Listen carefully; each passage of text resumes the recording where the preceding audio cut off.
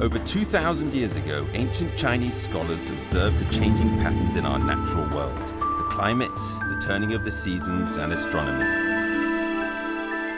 The scholars measured and divided the sun's annual movements into 24 equal parts, creating the 24 solar terms, which were used to govern agriculture in ancient China. Even to this day, this invention still guides the lives and traditions of hundreds of millions of Chinese people. Around the 8th of October, the 17th solar term, the cold dew arrives. The temperature has now cooled down noticeably, and the weather is unpredictable. The Chongyang Festival is one of the traditional festivals for Chinese people to respect the old. People climbed the hills and the mountains and prayed for continued blessings.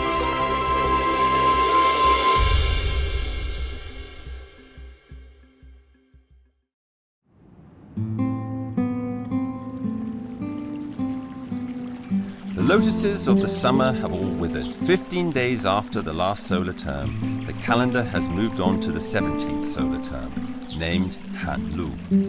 It refers to the cold dew as it condenses and almost becomes frost.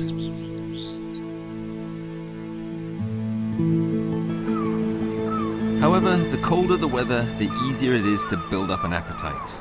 And in this autumn weather, as it starts to cool down, the Chinese have a solution, seeking out a special kind of delicious food.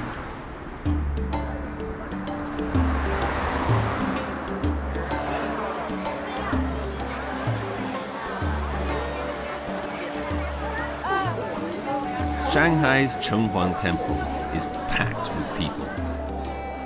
People come from all over, drawn to Shanghai's local delicacies. These snacks are world famous. The Hanlu solar term is all about unmissable flavors. But if you're not around for these few days of feasting, you'll have to wait an entire year to get the chance again.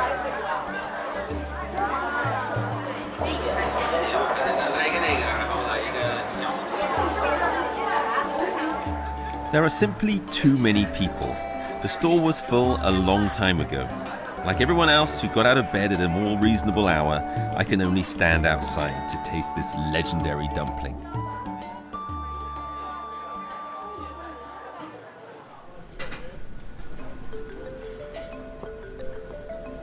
Soup-filled, finely wrapped dumplings have a long history in China. The dough wrappings are first lightly fermented and then wrapped with the fillings. In these steamed soup dumplings, flour, meat, and soup become one, satisfying the belly and tickling the senses.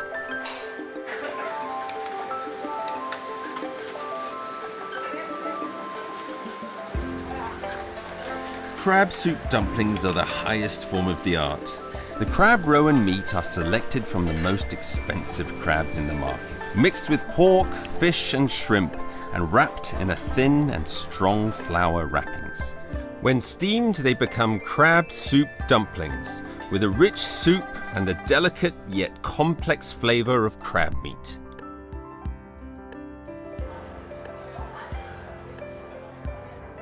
The reason why crab soup dumplings are unique to this solar term is because their most important ingredient, crabs, are at their plumpest and most succulent when the dew turns cold.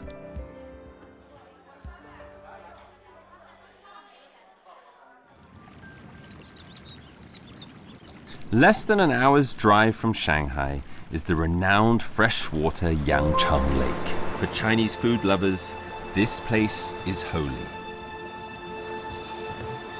The creatures that live in here are a cut above those found in any other lake. Hairy crabs are caught once a year during the cold dew solar term. It is a hugely famous annual event.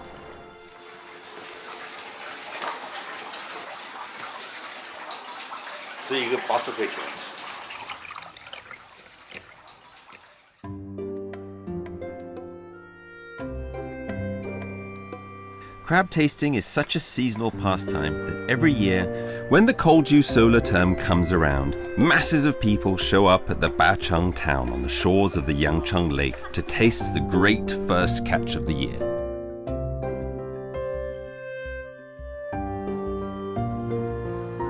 In the Bacheng town, many people depend on the hairy crab for a living. Zhu Zhi and his father are crab breeders and run a crab farm resort.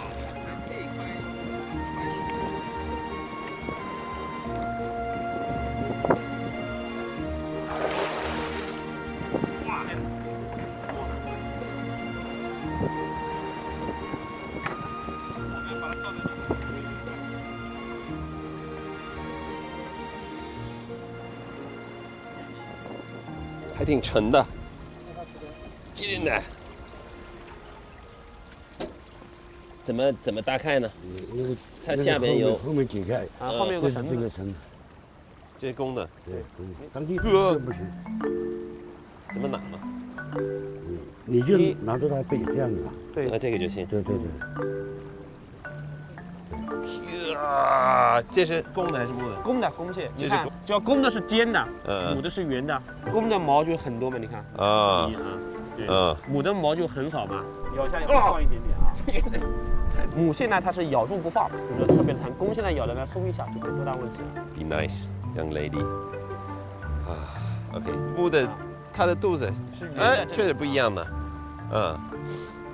肚子一定要是白色。你喂它吃什么？鱼，还有什么玉米、南瓜啊，螺丝都喂的啊。这些东西也不好养。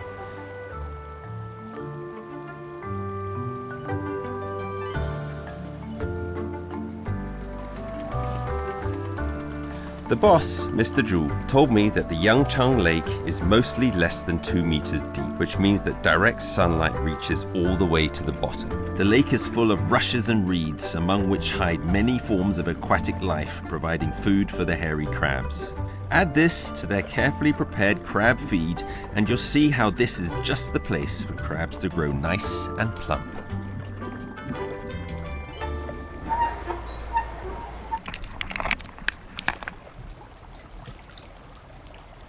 If you take the Zhu family, the cold dew solar term is clearly their busiest time of the year. You can cook crab in so many ways, but a light touch best reflects their freshness and elegant flavor. Satisfying a customer's appetite is ultimately key to the success of a restaurant.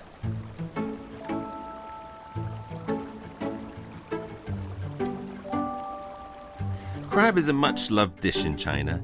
Taste is judged by how original and fresh the flavor is. Whole hairy crab steamed in boiling water, creamy roe full of flavor, crab legs that are tender and sweet. This is what a hairy crab should be like, and the most highly prized taste of the cold dew solar term. But not every crab is perfect, and for those that are too small or might have lost a claw, what can be done? Mr. Zhu just cooks them up in a different way. 烤的蟹呢，就是要清蒸上桌。这个呢是叫残蟹，就缺胳膊少腿的，拆来要做蟹粉，把它的蟹肉、蟹黄全部拆下来，拿来做那个蟹粉狮子头。它就是差一个东西不完美。对啊。所以你只能把它做成粉。对，做蟹粉，可以做蟹粉狮子头。哪一部分应该是最好吃的？就是这部分。就这部分。对。所以干这个工作也挺累的啊。就是这个肉很贵，这两对要剔得很干净，剔得特别干净，不能有一点点浪费。Crab paste is meat and roe extracted from the shell and turned into edible products. It is one of the most important ingredients of many Chinese dishes. For example, the well-known crab-flavored meatballs. The pork is minced, the crab paste is added, and the egg is mixed in evenly. This mixture turns into the large, soft meatballs, known by the slightly over-the-top metaphor as lion's head. They're super tasty, but try cramming one of these into your mouth hole.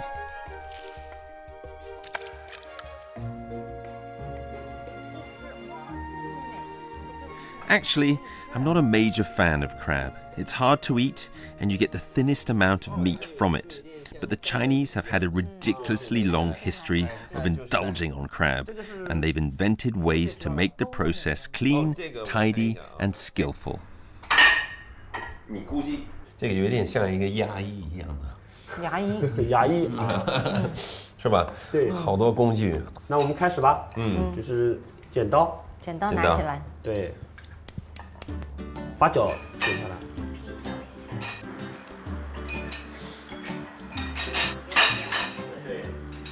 第二步，现在我们把这个放在底托上，然后拿锤子轻轻的敲，把它就是壳敲松一点。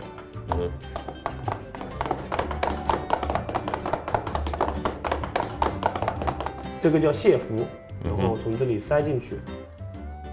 哇，也是。掰开。对。再把上面的鳃给去掉。为什么要用这么多工具呢？它每一个角角落落它都有肉啊。不用工具的话吃不干净，大户人家才会用那么多工具，有钱有闲。是。吃着螃蟹，听着昆曲，真的人生美事。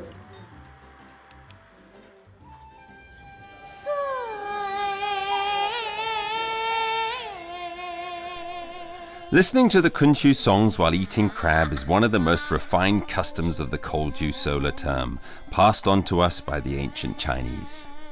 I tend to think of it as if in my hometown in the UK, people would have afternoon tea and talk about Shakespeare. It's such a refined, high culture sort of pastime, but it seems the Chinese are even more particular, adding to the elegant custom a fairly unchangeable natural event, the shift from autumn to winter. 1、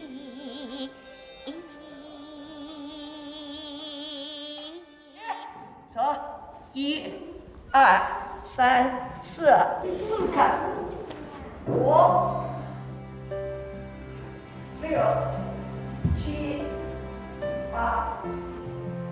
Gu Weiying is a professional kunchu master, and she's quite famous in China. Although she's been residing in Beijing for a long time now, she actually comes from Bachang town.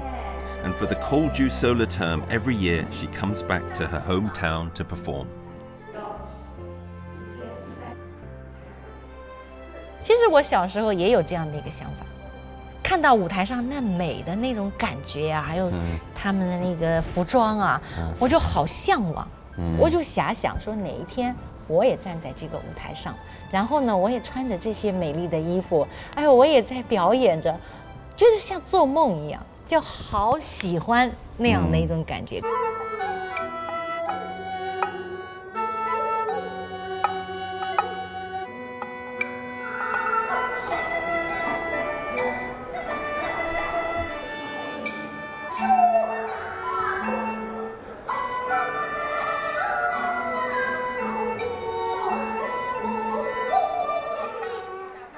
As the oldest surviving form of opera in China, Kunchu is known as the ancestor of all opera of China, as well as the world-famous Peking opera.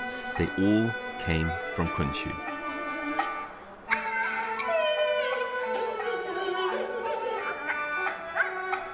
Intense preparations are underway for the show. Gu Weiying has a leading role.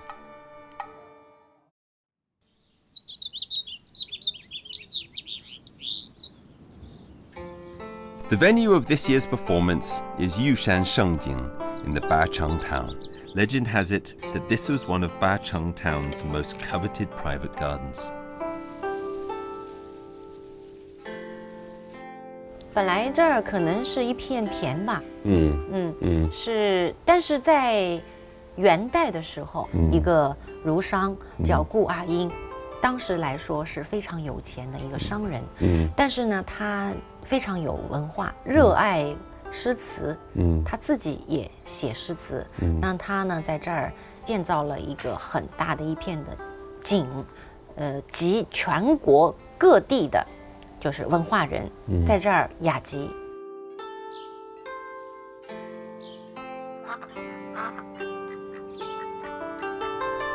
This is a typical Suzhou-style garden, buildings surrounded by a landscaped nature. Made to look like a Chinese landscape painting, an idyllic naturescape within the bustling city. 1,000 years ago, Chinese intellectuals would pass the day in such a place, spending the Kolju solar term with family and friends.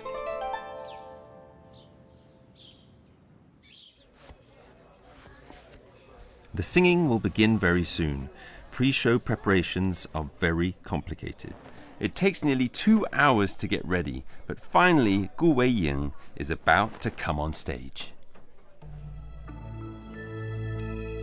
舞台上有很多的手的指法，比如说兰花指用的是最多的，就是中指和那个大拇指往中间掐，中指和大拇指，对，然后圈起来，就这么简单，就这么简单。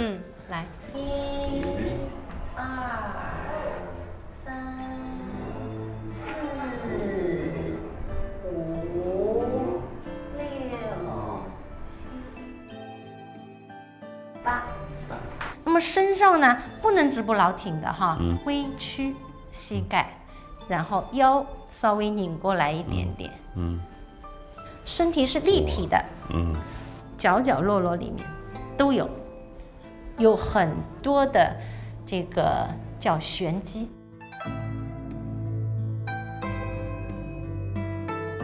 10年台下功，台上1分钟。昆曲是需要功夫的，一伸手，一迈步，就知道你有多少年功力了。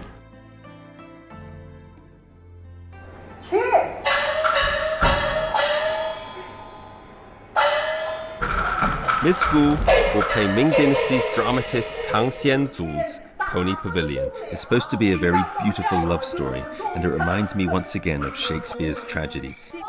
Written far, far away, but in roughly the same literary period, the two dramatists even died in the same year.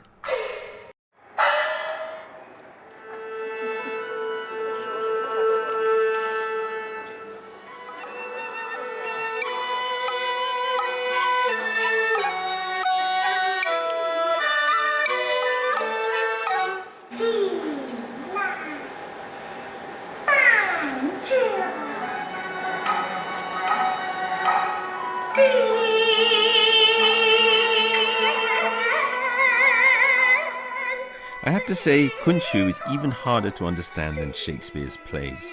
The texts are written as people spoke 1,000 years ago. The rhythm and melody is extremely slow. It's hard to understand how, in today's fast-paced society, it attracts such a big audience. Maybe when society develops to a certain stage, some people will want to go back to their roots to discover who they are and where they come from.